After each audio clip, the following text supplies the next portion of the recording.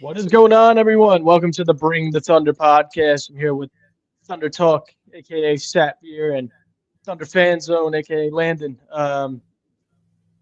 Heartbreak tonight in Denver. Thunder lose game three in Denver in overtime, 113 to 104.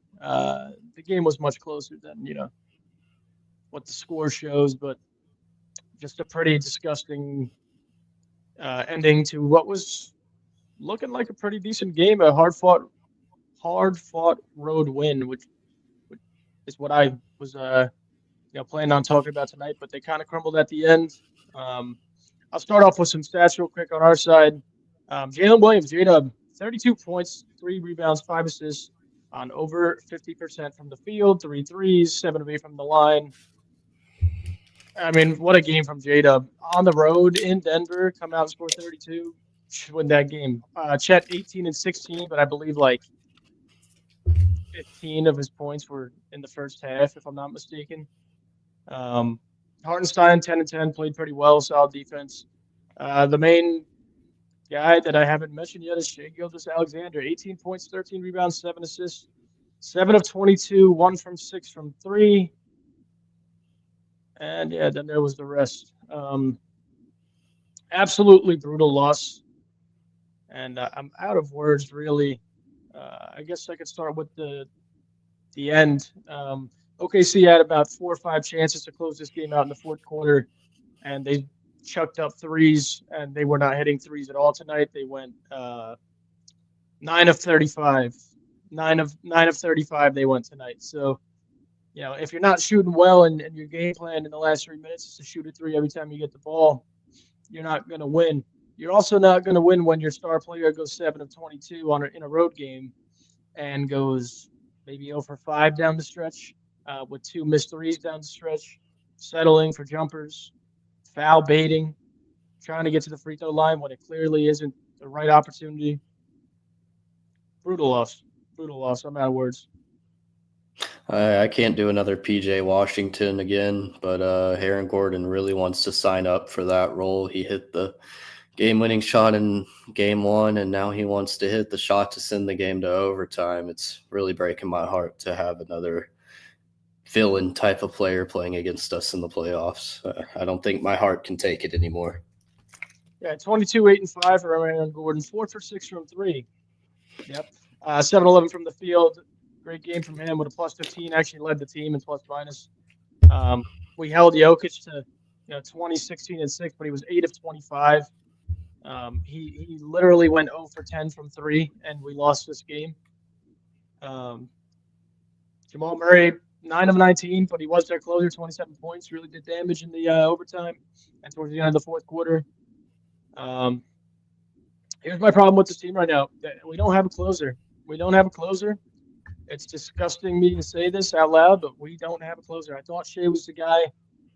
I've seen it too many times in this playoffs already. He's not the closer. He can play good throughout the game. He's not going to finish games for us. He gets tired. He settles. He shoots threes. He passes the ball off to Hartenstein 8 times on the block. He's not the closer I thought he was as of right now in his career. And we're not going to turn to, well, we did, but we can't really turn to J-Dub yet to close games out for us. He hasn't shown that he's a closer yet, even though he had such a great game today, such a great game in game 2. It's got to be in Shea's hands. And the fact of the matter is, he can't get it done. He can't get it done right now for us. And if he's not playing well, and they can't close out the last 3 minutes, we have no chance in this series. No chance. It's just the refs hadn't been calling the slap fouls all game for Shea, and then when it gets down to it, crunch time, Shea wants to go to the.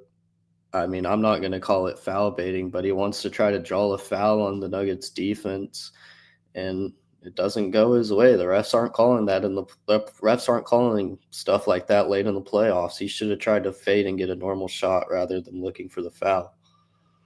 And I totally agree. And another thing that I'm going to mention, I'm pretty sure Sapir is about to go off right after I say this. It was looking real good. I mean, the rotation was looking amazing. Jalen Williams in the first half was outstanding on Jokic. Hit a three, and I believe like a layup. Was looking real good on the defense side of the ball. Aaron Wiggins, 7 points in the first half in like a 6 minute stretch, maybe an 8 minute stretch, and then finishes the game with 13 minutes. We said it at halftime in our group chat jokingly, and they fucking did it again. Mark Dagnall did it again with Aaron Wiggins. It's terrible. It's terrible what he does to this guy. I mean, he balls out every time he comes in the game. Every time he's in the game, he's balling out and we're winning the game. And then they just shut him down the rest of the damn game. It makes no sense. Jay Will, outstanding defense, making threes, and they shut him down for the rest of the game. Oh my God. Isaiah Joe had 3 minutes tonight, and they were playing zone the whole first half. Chet Holmgren didn't start the overtime for us, and the first play, Jokic goes right to the rim. Lou Dort and Alex Caruso are on the floor at the same damn time. Lou's not guarding a damn thing. He can't shoot a three better than Sadvier. Completely true. Choose one. This coach sucks. We don't have a closer, and we're not winning this series. I'm gonna take a shift away from that. I'm way more calm than I was in game one. I absolutely melted down after that game one loss. This one doesn't feel as bad for me personally, the way I watched it. This one felt way more fixable. This wasn't like a fluke loss, in my opinion. Like, they outplayed us. They made their shots. We missed our shots. That's kind of how I look at this. But I do feel like we lost in some of the margins. Like you mentioned, Wiggins needs to get more minutes. Isaiah Joe needs to be utilized properly. There is no situation in the starting of the fourth quarter, Shea and Chet and J-Dub should not get subbed in the fourth. I don't care if you have to play them half of the third or switch around the minutes or screw the regular season lineup rotation, whatever you had. This is the playoffs. You don't rest guys in a close game. You cannot afford to rest Chet for one possession in an overtime game. That led to 2 possessions in which they got easy shots on the other end. Jamal Murray gets to the rim way easier when Chet's out. Jokic can just go at Hartenstein because he can't guard him one-on-one. We need at least 2 bigs on the floor. If you're going to take out Chet, put J. Will in. Seriously, J. Will can shoot. He can guard the paint. Like, you can't have Caruso and Dort. The other thing I'll say is if Hartenstein's on the floor with Chet Holmgren, in the closing minutes, Hartenstein has to run every single pick and roll situation. No one else should be running pick and roll with Shea. The person that should be running pick and roll is the guy that can't shoot threes, which is Hartenstein. And if Hartenstein's on the floor, the other thing I'll mention is you need to have an extra shooter, such as Cason or Wiggins on the floor. You cannot have Lou Dort on the floor. You need someone else that has a little bit more offensive spacing, because the way they're spacing for Shea, like, we can say Shea wasn't hitting his shots all night, blah, blah, blah. But the lineup that he had out there was similar to like what Giannis has to deal with on the Bucks. There's no spacing. It's like having Bobby Portis and praying that he's going to hit his threes. Like, good luck with that. That's how I think about it, at least. So those were the couple key points. Was you can't sub Chet out whatsoever. Like, if you don't want to start him in the fourth, cool. I'll at least give him that 2 minutes of rest. But from the 10-minute mark, Chet, Shea, and J-Dub, no subs. No, I don't care what situation. I don't care if they're huffing and puffing. This is the playoffs. You got to work through it, get through it. And I feel like that was a key mistake. When Chet went out in the fourth, we lost those minutes. When Chet went out in overtime, we lost those minutes. Because he's a top-rated defensive center in the league. No one else can provide the spacing. No one else can provide the shot blocking. He is known for those 2 things. He's a top 5 rated center in both of those categories. Objectively, he's an all-star level center. The number 2 overall pick is on the bench. I'd understand even if J-Dub was on the bench. Yeah, he has a great night, whatever, tonight. I'm just saying, in general, in my mind, Chet should never see the bench in close game situations. He's way too crucial for our team. I feel like he's the second most crucial player alongside Shea. He's the second best player, in my opinion. I've been saying that pretty consistently for the spacing, for the defense. That needs to get shored up. But overall, I feel like the positive I'll take from this is we have redemption here on Sunday, and we can bounce back from this and split still and retake home court. I still have faith in the team because this doesn't feel like, oh, we gave this win away or anything like that. That's not how I feel. I'm not mad or upset. Like, we just lost the game. They need to relook at the film. You can't have Hartenstein and Dort on the court at the same time, and making a couple adjustments, like playing Wiggins a little bit more to start the first and second quarters. Wiggins should see a lot of minutes so that we can get an influx of offense. So those are the minutes that J-Dub and Shea should be resting when those guys are, the bench unit is on the court. You don't rest Shea, J-Dub, or Chet later on. You rest them early. That needs to get fixed. You don't rest them in the fourth quarter. You certainly don't rest them to start overtime. What the hell is that? And you're saying, Sapir, that you took a step back and this is fixable. This is fixable.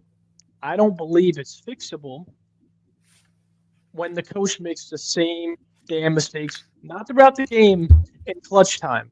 It's not fixable when your star in clutch time in the playoffs, not the regular season, in the playoffs, can't make a shot for his life. It's not fixable.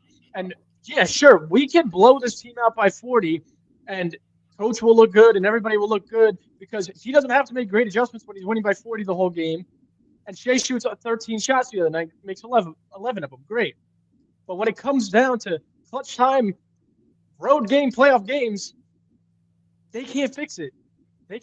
But what I'm saying is they make the same damn mistake over and over and over. Yeah. What I'm saying is Shea can improve his game. Like I'm not gonna crush him over this loss here. Like, truthfully, we know he can play better. He didn't play his best. Cool. It happens. Jokic had a bad game. The narrative can be flipped if we won this game against Jokic versus Shea, right? We lost. Cool. That's why I'm not reacting the same way I reacted in game one. Game one, we handed them on a platter that game. This one was like, okay, we just lost. We lost. I think we handed it to them on a platter as well this game. We had the ball with 3 minutes left coming out of a timeout. They wanted to hand it to us, but we didn't execute what they were giving us. So. Very, very well said. Yeah, but that's what I'm saying. We didn't execute. Like, that's where it's different than handing on a platter, right? Non-execution, I'll live with non-execution. The other stuff that happened, that's giving away a game. That objectively. All right, but I don't even think they weren't executing. I think they're a bit moronic. We had I was just about to say, we had the ball coming out of a timeout with 3 minutes left in the game in a tie game. We shot 4 straight 3-pointers over a minute and a half, 2 minute span. No twos, 4 straight threes on a night where we couldn't hit water if we fell out of a boat. Can I respond to that? I'm just going to ask a question. Is that poor execution or is that just dumbass basketball? Because I think it's dumbass basketball. I'll say this. I disagree. I feel like that was the reason. If you rewatch the film once, tomorrow hits, rewatch that time. I noticed Shea had to pull up for a lot of threes because there was no space for him in the mid-range. They build the wall. It's the same zone that was run against him. I'm trying to remember what team. It may have been the Bucks, but there's another team that ran a very similar. Minnesota. May have been Minnesota. There was some team that ran a zone where they don't let him near the 3-point line. They have 3 players covering all 3 parts of his favorite spaces on the floor, and they just say, here, take a step back 3. That only happens when you have lack of spacing on the floor, and obviously Chet's not on the floor. So I thought that's what really contributed to the consistent him coming up and being like, okay, there's no spacing for me. I'm just going to pull up for this 3. I'm a pretty decent 3-point shooter this year, and I'll live with it. That's what I really felt like was happening in those minutes. So that is non-execution due to the poor lineup that was out there. Here's my rebuttal to that is the timeout was taken at 3 minutes and 18 seconds. It was. The 3-point shot was taken at 3 minutes and 9 seconds. He shot it 9 seconds into the play. That's rushed. That's a force. It's rushed because he knows he's not getting anything else. He's got 4 other guys on the court with him. He's got a guy who's scoring at an unbelievable pace in J-Dub. Pass it up. You can't hit a 3 a night. Pass the damn ball up. But you can only pass it up so many times. I think up until then, J-Dub had hit a couple and then he had missed. And so it was like they kind of played my turn, your turn. And to be honest, I don't care if Shea's going 5 for 25 or something. He's going to take those shots in the fourth quarter, whether you like it or I like it or not. Like, he thinks of himself that way. He's going to close games. He's going to have to take those shots. And that's the only way you really gain that experience is trying to, take those shots. This is only our second run. We've got time. So that's why I'm not that worried about this game. I'm really not. We just need to split next game. I actually disagree. I think J-Dub should have been the nucleus in the fourth quarter for the Thunder, because some of being valuable is realizing it's not your night and putting the game in someone else's hands, and that should have been J-Dub in the fourth quarter. You can argue with me about it, but this should have been J-Dub's game in overtime for sure. I felt like he did get a couple opportunities, and then we could have said, Shea could have passed it up even more, but no. The thing is, I don't want him passing the ball up. I'm sick of the chucking up threes 9 seconds into the shot clock with 3 minutes left. Let me read you something if this changes your mind.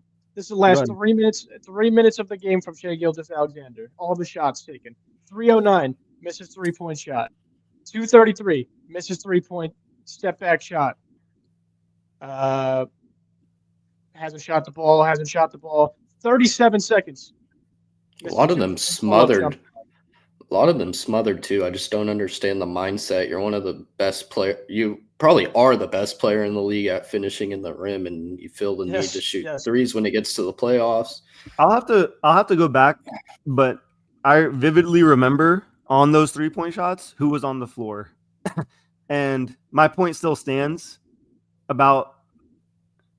There's a clear playbook of we're not going to let Shea shoot from his comfortable spots on the front side of the free throw line, and we're going to let him take the 3-pointers. And if there's not proper spacing, which there was not, I remember Hartenstein's on like the baseline, Chet's on one side, and we have J-Dub and Dort on the other side. J-Dub's fully smothered.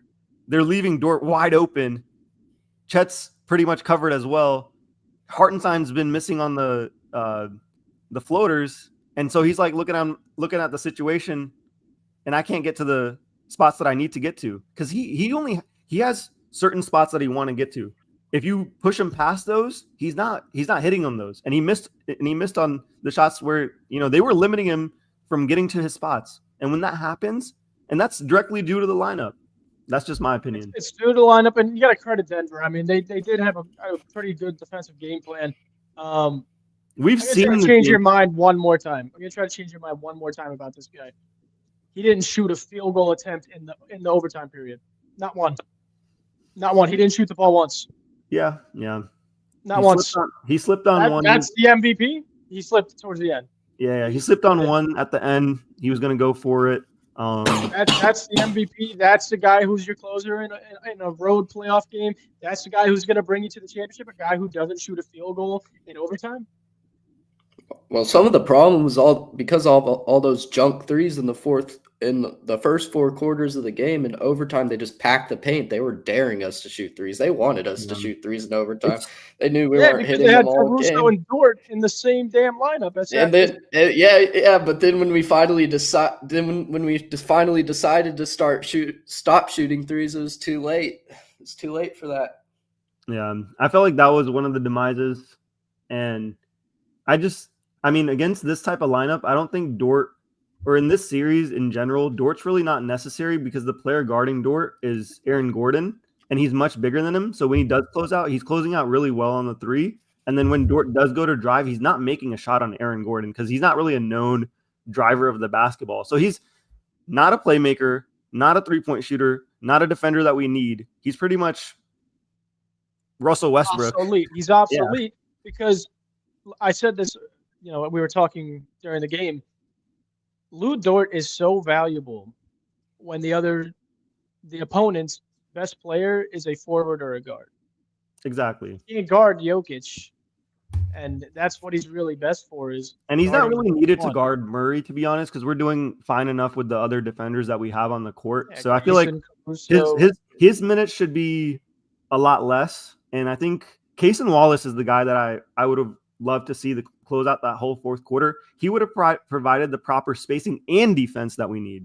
He's the proper player. And we started with him. And then when I saw the substitution happen, I was like, I hope Dort's not coming in with Shea here because that's probably not the right choice. And that's exactly what happened. As soon as Cason got out, the spacing went down because at least if Cason's on the court, they can't go away from him. With Dort, they're fully letting him just – And if they want to, Cason's going to knock it down at a 40% rate. So, yeah, I mean, if he's on, we've seen him on, and he could shoot the hell out of the ball when he's on. Yeah, that's the guy I trust in those minutes because he provides the same level of defense, like a step down from Dort, but he can still provide the spacing. And he's a guy that can get to the rim, get to the basket, and he can drive. He's a known finisher for us. So he provides all the attacking tonight too. Yeah, he provides all three things that Dort doesn't. So he's like the perfect replacement guy. I feel like this game would have been so much more different. We would have won in the fourth quarter, in my opinion, if we just had Cason out there instead of Dort. And the other lineup change that I'd really like to see is we don't really need the double big because I believe Caruso can do a good enough job on Aaron Gordon instead of Hartenstein because Caruso can still space the floor better than Hartenstein, still have Chet on the floor, and he's good enough to help on Joker because he's versatile enough to step into the paint and still guard on that end too. So the two changes that I like to see if we're doing a closing lineup, Caruso and Wallace instead of Hartenstein and Dort, because you need the spacing for Shea. You need the spacing. If they had that proper spacing with those two guys, I'm promising you, one-on-one isolation, he's cooking. He's being defended by three freaking players. He's being soft guarded by at least two different players. He's not able to go to either side. That's why he's only taking step back threes. I promise you. You can look at the film. Proper spacing for Shea, we win this game. That's why I'm not worried. There's another thing about the rotations. The last thing about the rotations that I want to point out. There was a 5-minute time frame where Jokic and Aaron Gordon were on the court, and neither Chet or Hartenstein were in the game. Speechless. Absolutely speechless. So now, instead of going up 2-1 and putting the pressure all on Denver, the pressure's all on OKC because it's a must-win Game 4 in Denver. And we find us in the same damn situation we were in last year's second round. We were in Game 4 on the road in Dallas. We go down 3-1. Sorry, I can't see us beating this team 3 times in a row. I just can't picture a world where we do. I'm sorry. I just can't see it. No. And luckily last year, I still have pretty good faith down 3-1. I don't even want to talk about down 3-1. Last year we were lucky enough to win Game 4 and take it back to home. Obviously, we didn't get it done. What do we have to see? Like Shea went crazy in Game 4 last year. Cason Wallace went crazy in Game 4 last year. I need to see them step it up again and just get it done because I'm telling you what, if this team doesn't go out there and win Game 4, there's going to be massive changes. It might not be the coach. It could be the coach. We could see a superstar like Kevin Durant or Giannis come into factor. Because I'll tell you what, if they don't get it done against this Denver team, they're not even close to being a contender. Not even close. Yeah, I don't think this Denver team is a finals winning team. I don't think they have the depth to win the finals. No, they don't. They're not. Dude, they've played awful in 2 of these games. 3. They really didn't play good in 3 straight games, and they're still winning. And then another thing, Sapir, is you took it as, we could say that we could have said the same thing to Jokic if they were to lose. Problem is, we lost when Jokic had that game. We still lost. Yeah, but I feel like it's still the same. My argument still stands that if we had won this game, their fans would be saying the same thing about Jokic. They'd still be pissed at him. Absolutely, but we didn't. Yeah. I know, I understand, And but I'm just saying, like, that's just how it goes down sometimes. Like, when you don't execute and you get out executed in the overtime, like even in the fourth quarter, we got out executed. We didn't hit our shots. The big guys that we needed to hit shots in those crucial moments didn't, for whatever reason. Yeah, mainly Shea. That's what happens. We put up 2 points in 5 minutes in overtime. Yeah, I know. 5 minutes. Shea didn't shoot a damn shot. I'm disgusted, and I'm gonna say it right now. I have no faith. If they pull it out of their ass on game 4, you could shut me up all on the podcast. You could all roast the hell out of me. I have no faith. There's no closer. The thing is, not every game is going to be a blowout, right? So you need to have some sort of, okay, I could give it to this guy in this situation. He's going to go get a bucket. Seems like we don't have that. Seems like we don't. Yeah. We just have to be better at ending games, like OKC. OKC Cake Lady is 1,000% correct. Yeah, just got to be better and abandon what we normally do. And I feel like there were some things that we did abandon, and I think they just need to relook at this film. This is a learning moment more than it is like a big shocker. Oh, like the way we lost or anything. Like, it's just a typical playoff, back and forth type of game. These things happen, and that's kind of what I'm taking out of it. I'm still going to stick with the adjustments. The one thing I wanted to end off with, since I've already mentioned the lineups, Mark Dagnall, man. I don't know what it is. As soon as we're in a close game and every time a challenge is blown, it gives me PTSD to game 1. Every single time he challenges and misses the call, I have flashbacks to game 1. Because it's like, okay, close game, missed challenge, blown game. Close game, missed challenge, blown game. Like, the more you do a cycle, the more it's going to sit with your players that, hey, every time we blow a challenge, it's a close game. They start tightening up, right? Because if I'm having flashbacks, I know those guys are having flashbacks. And that's not what you want in a close game situation. Like, you need to win those challenges. You need to lose that challenge. A basketball 101 challenge, too. Anytime the defender has the back turned to the offensive player, it's going to be a foul. That's not getting overturned. I mean, yeah. I mean, just open your eyes, dude. He completely fouled him. We all texted at the same time. Wait, that's a foul, right? What is he doing? I thought just based off what I watched, I thought, sometimes Mark sees some stuff that we don't see just because we don't get the same like angles as him. We can't see the video board in the arena. But I was like, I don't see anything that he could see that we're not seeing. I was really confused when he challenged that. Yeah. Listen, everything we're saying is pointing to in late games, in clutch time, we don't have a coach that is completely all there. We don't have a superstar that closes games, and we get away from what we do the whole game. And they waste possessions. This team wastes so many possessions, not just by shooting threes, because if we're on, I could get shooting the threes, but forcing the threes, forcing the 3-on-1 fast breaks, forcing the backdoor cut pass that Hartenstein does so great, but sometimes he just forces it right in there. I mean, they waste so many possessions, and they don't waste any time doing it. They get right to giving the ball back to Denver. So that's how you lose games. That's how you give Aaron Gordon the opportunity to hit a game-tying 3 to go into overtime. It shouldn't even have been like that. It shouldn't even have been there. But we just waste possessions. I'll actually agree with the wasted possessions. We definitely do, and we have. The more I'm thinking about it, honestly, in the last 4 minutes of games, maybe even 5 minutes a game, there's no need for Hartenstein on the floor. Truthfully, if he can't defend Jokic and he's not providing 3-point shooting and spacing and he can't hit his floater, same thing as Lou Dort as an argument. I don't think there's much use for him, especially like last 2 minutes of the game, closing minutes. If we need spacing, it's a tied game or anything like that, I'd rather see Caruso in the corner than I would Hartenstein on the baseline because he's not providing anything unless he's doing a pick and roll. That's just my opinion. You want to see something that really put the icing on the cake for me tonight? I'm going to put it on the screen. This right here almost broke my whole house. It almost broke the TV. It almost broke a hole in the wall. This right here. I don't know if they're going to be able to see it.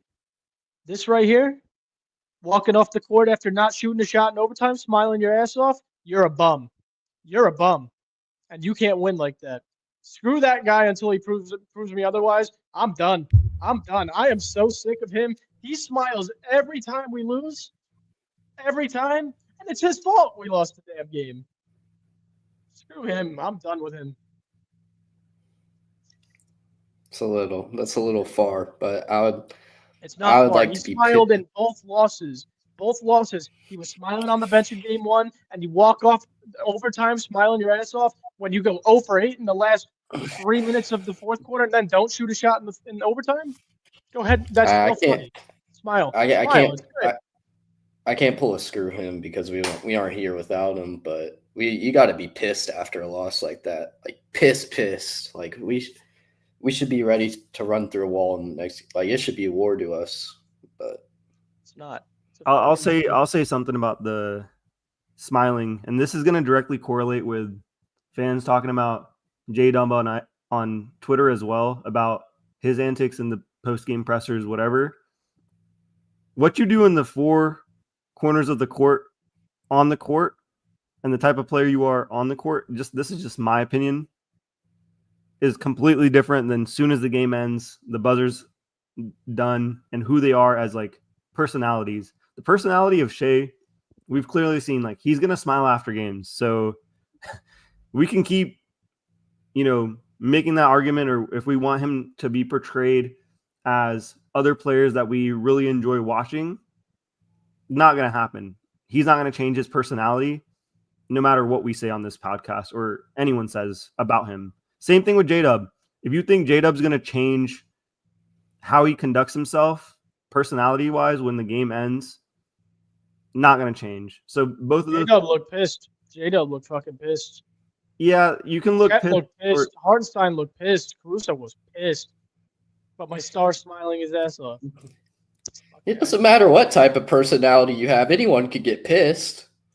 You just lost game 3. You just lost game 3 everyone, of the playoffs. Everyone doesn't react to things the same way that you expect them to react. Like an example is let's say there's a nervous situation. Some people put a nervous face on, other people smile. It's just everyone's different in their own way. So that's just what I'll say.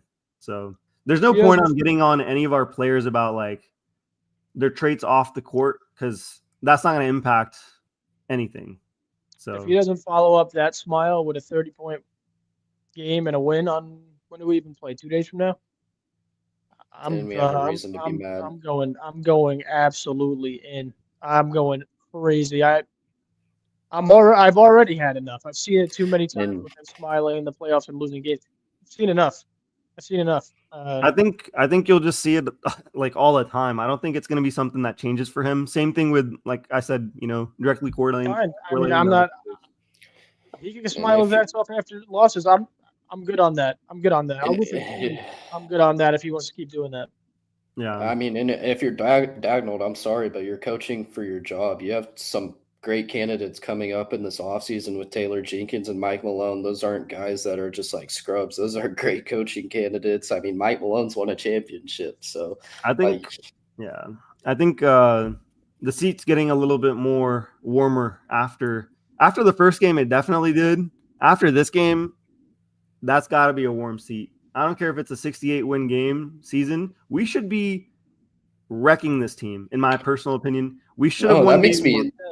That makes me care more. That sets a higher bar. We should have been up 3-0 at this point if we had proper, obviously, execution. But I feel like along with proper execution comes in proper coaching. Yeah, absolutely. Proper coaching can win you small margins in small games. And this was the game. You play Chet in the fourth quarter. You play him in overtime. You win this game. Even if you mess up and keep Dort and Hartenstein on the floor, I don't even care, man. You keep Chet on the floor, you win this game. I He mean, if didn't you want need to the put minute it, and a half of rest in overtime. He didn't need it. If you even want to need make it I super, don't even know. I think he took 3 possessions off in the fourth for no reason. I didn't even understand why he was off. I literally didn't that's when I knew. I knew then. I was like, okay, Chet's off the floor. Something, yeah. We're not. if you want to really put it into perspective, he's getting outcoached by Nikola Jokic. I mean, Literally, yeah, that too. That's the problem. That's the other problem. That's why the seat's so warm. Is we have a head coach on the other side. This is like his 5th game or 6th game. It's unprecedented to be outcoached like this. If Dagnall continues to get outcoached and we do lose this series, he's got to go. I mean, he's going to lose this series to David Adelman. the candidates Nuggets coming up are intern just head too coach. good. He's got to go. We've been on him. If you lose We've been this on him all series- season. If you lose the series to this guy, my damn phone won't. If you lose the series to this guy right here, you're out. You're out. You're out. We've been on him about the lack of Wiggins minutes. We've been on him about the crazy lineups. Like you just can't do that. You can't have Shea on the bench to start the fourth quarter. You have a tied game. Like I'm so confused. Why does your superstar need rest in that moment? Rest him when the game's done. I don't know, man. That's just rest him in the second quarter. Whatever. I don't care. Not in clutch time. Yeah. But anyway, again, OKC drops game 3, a pivotal game 3 in Denver. A real important game in Denver. And they dropped it 113-104 in overtime after Aaron Gordon, of course, couldn't have guessed it. Drills a 3 to push it to overtime. And then Shea disappears for 5 minutes. That's really all I got. I'm sick. I'm not babying them no more. It's time to step it up. Game 4. Someone help me out here. Time is game 4 on what day here? It's on Sunday. May 11th. So Sunday at 2:30 Central, 3:30 Eastern. Day game. You don't win that one, you're done. And it's gonna be a whole lot of changes. Disappointing night, but unless you guys got anything else to say. I don't know, man. I still believe in this team. I feel like next game we can definitely win it. It's just small things that we have to change up. I also want to mention, how many minutes did J. Will play this game after having awesome minutes in the previous game? I think it was like 13, 14, something like that. And like maybe 8, 9 of them came in the first half. Same thing with Wiggins.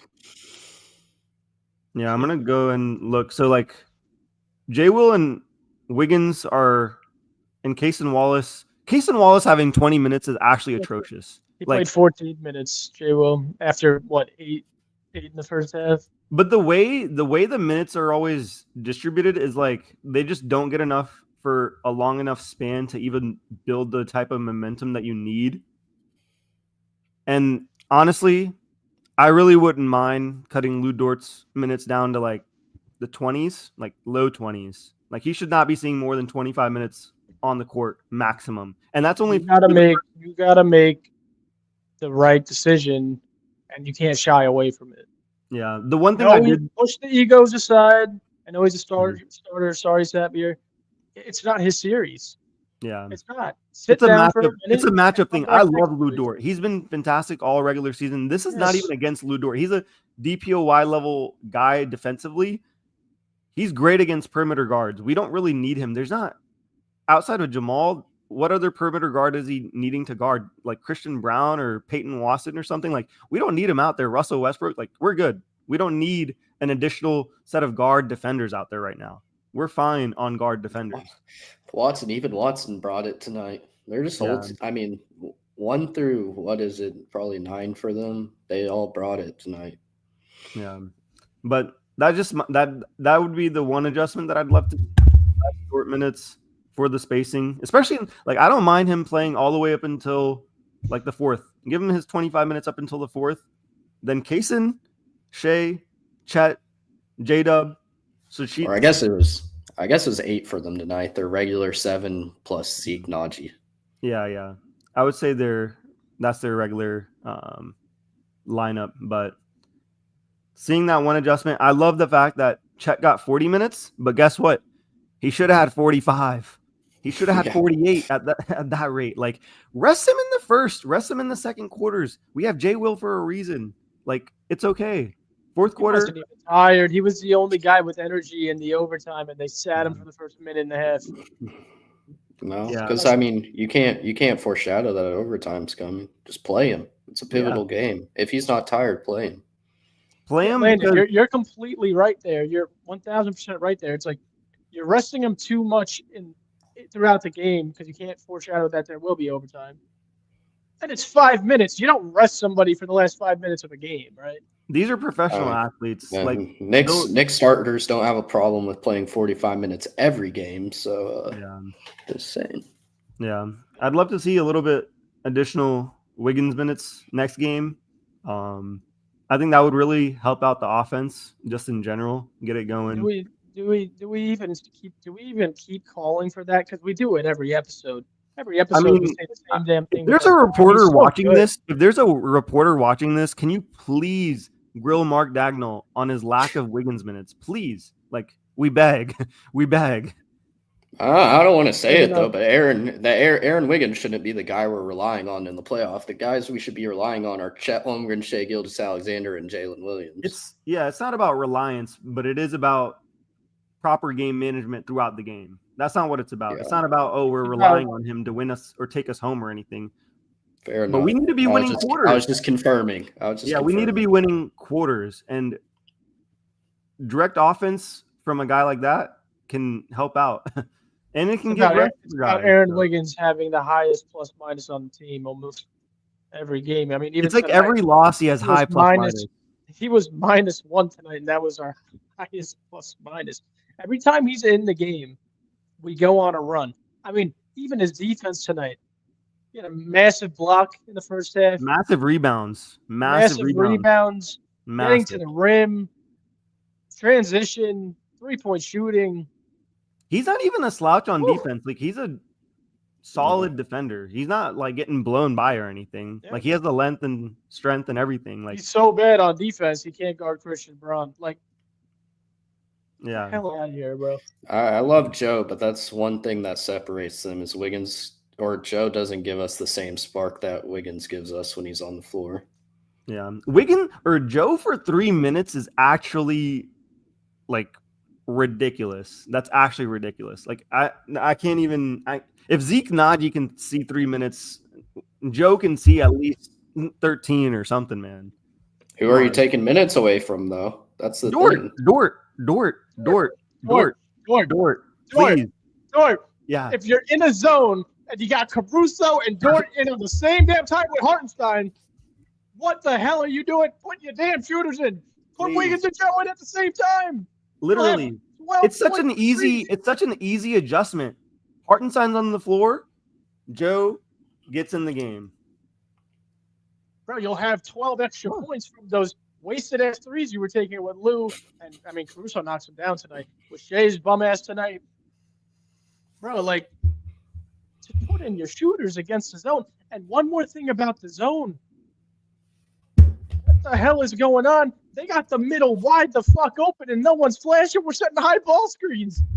We're setting high ball screens. If you hit Hartenstein in the middle and Isaiah Joe and Aaron Wiggins are on the sides. God damn it, bro. It's funny. No, the game plan is we've had the mid-range. We've had the game plan all year. It's just like we're just not executing it right now. And then it's like the mid-range is a lost cause in modern basketball. We think the only shot is a 3 or a layup. I am sick. Aaron, I'm not as sick as I was. Every year I have a damn nightmare player. Dates back to like, bro, do you guys remember?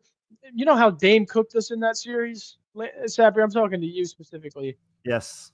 You remember what Al Farouk Amino did that damn series? And Mo Harkless? Yes. Yo. Last year with PJ Washington. Didn't with Aaron Gordon. Like Joe Ingles or something outplay like Paul George or something crazy? I don't even know who Paul George is, to be honest with you. I don't know what you're talking about. But Joe Ingles, Derek Favors. Joe Ingles was Who a else? big one. Who else can I date back to here? Andrew Wiggins used to fry us. Mo Spates. Jesus Christ, it's like every damn series Klay someone Thompson. becomes. Yeah, but that's fair though. That's fair Yeah. though. Someone becomes Michael Jordan, and it's not a Michael Jordan type player, and our guys go, we're good. We're gonna smile this one off. I'm watching Shay's post game right now. I got the volume off. I'm gonna listen to it later. I might listen to it tomorrow because I can't even look at the guy right now. I can't. Eric Gordon, Daniel House, Ricky Rubio, Jeff Green. But I'm sick of Man. it. If he don't go 7 of 22, we're fine. Well, Aaron Gordon was already a problem within himself enough, and then you have MPJ tonight not seeing anything but silk, and then I knew an MPJ game was That's coming like- up. But that's like fine though, because it was an MPJ game with like 18 points. That's okay. not Still when would've we're won the not game hitting if- our. I mean, Still would have won the game if Shea had 2 more field goals in regular time in the first 4 quarters. Instead You of know what- shooting those 2 dumbass threes, he just got to the rim or got You know what's fouled. crazy? Russell Westbrook's not playing this bad the rest of the series. I can promise you that. 8 I'm points. not, That's I the texted- lowest he's gonna have all I series texted long. right when the game started. I said, I swear, Russ plays better in OKC. So this was like our chance. This was our chance. He's going to play down tonight. A lot of their team played down tonight. You I blew did it. like sagging off. I did like sagging off on him in the corner, though. Yeah, I If mean- he's not make him prove he Yeah, can make it. That's just Until like he a makes known. one. It's a known strategy, so it's not anything like revolutionary or anything like Yeah, that. yeah, it's known. I'm just glad we did it ourselves. Yeah. Man, Man, this was a. It was I mean, a tough loss. it's replaying in my damn head. Seeing Chet close out late on Gordon, and he just whops that bitch. Like, it's nothing. Like, he does this. He's an 80% three-point shooter. Not 40. Not 40, 80. I'm Amen. gonna go when we get back on the show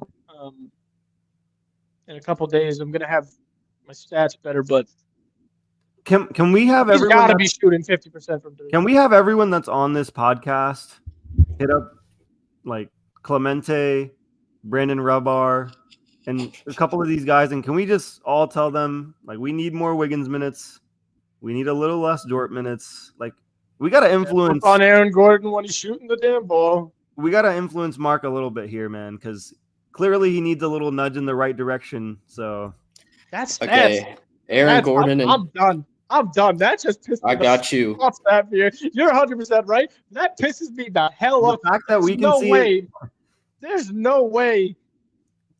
Damn, I'm not gonna say it. I'm not gonna say it, but they're in a bad spot, man. They're in a really bad spot right that's now. the only thing that gives me. Hey, Joe, I got you. Aaron Gordon last 3 games against the Thunder. 37 averaging 37 minutes, 18 points, and 60% on the dot from 3. 60. God forbid we put a hand up in time. It maybe drops to 50, but it's still gonna be. I feel like I'm spitting facts right now, guys. Someone help me out.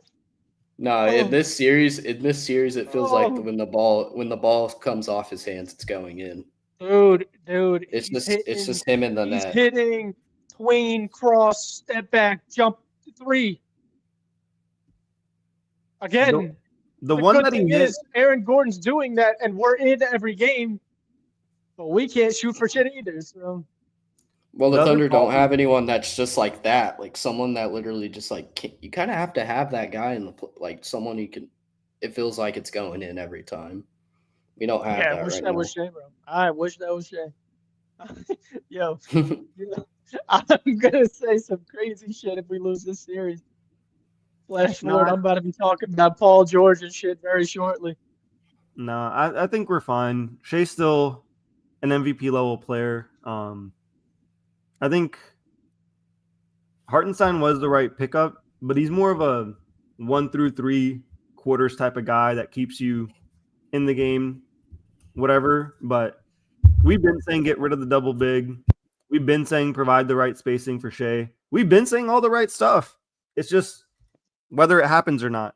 We've been saying Jay Will is about a 95% three-point shooter from the top of the key, and he doesn't get the minutes even after Yeah. game 2. Those are the three so things damn we've good. been saying all season, and those are the three things that have lost us 2 games in this series. So Yeah, you know what? Let me. we're a broken record at this point. We're literally a broken record. Like 3 things in a row that we say religiously on this podcast at this point, they just don't get fixed because obviously we don't have any control over it or anything like that. But when it's so obvious, like we're not freaking geniuses. We're not guys watching more films than NBA guys or anything like that. Like it should be pretty obvious. Sometimes you, sometimes you just gotta. Let's end the episode before I start saying some crazy stuff. All right. That's just. All right. We appreciate you Not guys. great. Make sure you guys hit the like, comment, and subscribe. And Story of the night. Yeah. Yeah, subscribe to the YouTube. We're on X. We're on Instagram. Soon to be on Snapchat. No, I'm joking.